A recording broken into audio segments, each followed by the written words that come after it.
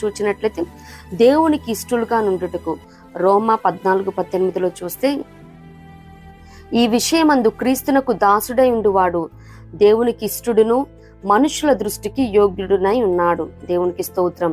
మరి ఇది చెప్పే సందర్భం ఏంటంటే, దేవుని రాజ్యము మరి ఆహారం పానం కాదు కానీ చెప్పే విషయంలో మరి దేవుని దృష్టికి ఇష్టడుగా ఉండాలి, మనుషుల దృష్టికి యోగ్యుడిగా ఉండాలి. అంటే మనం ఫస్ట్ ఆఫ్ ఆల్ దేవునికి ఇష్టలుగా ఉన్నప్పుడు మాత్రమే మనుషులందరి దృష్టికి కూడా యోగ్యులంగా ఎంచబడతాం. దేవునికి స్తోత్రం.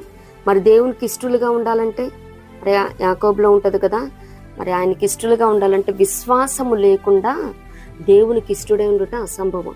అంత మాత్రమే కాదు కానీ హనోక్ గారి విషయంలో కూడా అతడు దేవునికి ఇష్టడుగా ఉన్నాడు కాబట్టి దేవుడు అతను తీసుకుపోయినని ఉంటది.